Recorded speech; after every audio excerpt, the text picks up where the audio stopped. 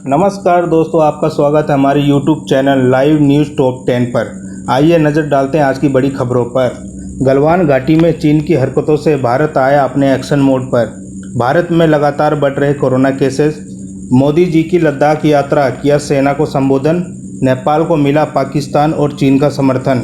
UP police आई action में, आजीवन राष्ट्रपति बने रहेंगे व्लादिमीर पुतिन।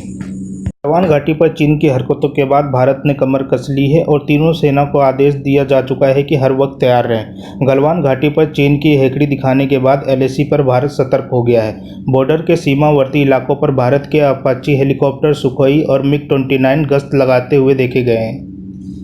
दरअसल बता दूं कि चीन आज़ादी के बाद से ही अपनी हेकड़ी दिखाते आ रहा है और ज़मीन हड़पता आ रहा है और अभी भी ये सोचता है कि भारत अभी भी 1962 वाला भारत है।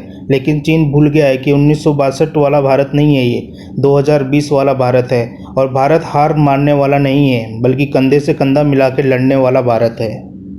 चलते हैं दोस्तों अगली खबर की ओर। भारत में कोरोना 6,72,000 पार कर चुका है, जिसमें से 22,809 आज मिला है और 610 मारे जा चुके हैं। और रिकवर केस की बात करें तो आज 14,326 हॉस्पिटल से डिस्चार्ज हो गए हैं। आज महाराष्ट्र में कोरोना वायरस 7,074 मिले हैं, तमिलनाडु में 4,280, दिल्ली में 2,505, तेलंगाना में 1,850, कर्नाटक में 1,839, आंध्र प्रदेश में 765, उत्तर प्रदेश में 757, वेस्ट बंगाल में 743, गुजरात में 712 और कई अन्य बड़े शहरों में 100 से ज़्यादा मरीज पाए गए हैं। कल प्रधानमंत्री नरेंद्र मोदी अचानक लद्दाख पहुंच गए और सेना को संबोधित करते हुए कहा कि भारत की सेना की शौर्य गाथा आज दुनिया भर में गूंज रही है। और प्रधानमंत्री मोदी ने कहा कि सेना की इच्छा शक्ति हिमालय की तरह है और इसकी वीरता दुनिया के कोनों कोनों में गूंज रही है। अब विस्तारवाद का युग नहीं है, ये विकासवाद का युग है।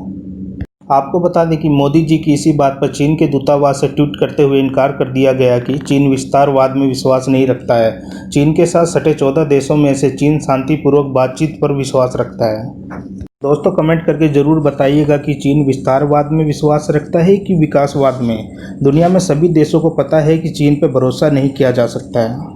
चलिए दोस्तों बढ़ते हैं अगली बड़ी खबर की ओर। जब से चीन का हाथ नेपाल की ओली सरकार के कंधे पर पड़ा है तो ओली सरकार ने भारत पर हल्ला बोल दिया है। जानकारी के लिए बता दूं कि नेपाल भारत के 3 गाँव को अपने कब्जे में लेने में लगा है।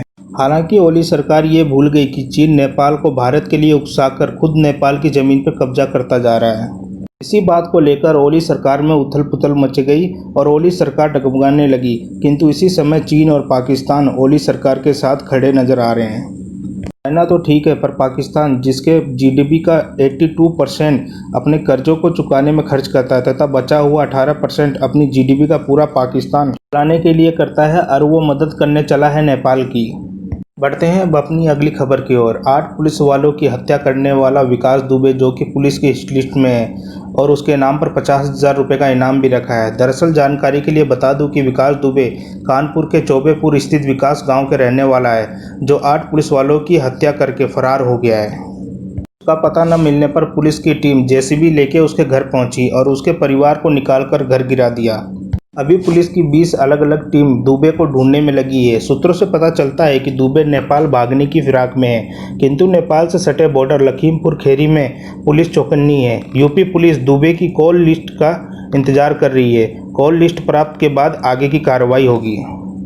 दोस्तों अब चलते हैं अगली खबर की ओर। जब बात आती है रूस की, तो भारत और भारतीयों के दिल में एक ही बात आती है कि रूस भारत का अच्छा मित्र है। रूस आज से नहीं, कई वर्षों पहले से भारत की मदद करता आ रहा है, बिना किसी स्वार्थ के। जब भी भारत मुसीबत में होता है तो सबसे पहले रूस की साथ मिलता है, चाहे जैसी भी परिस्थिति हो।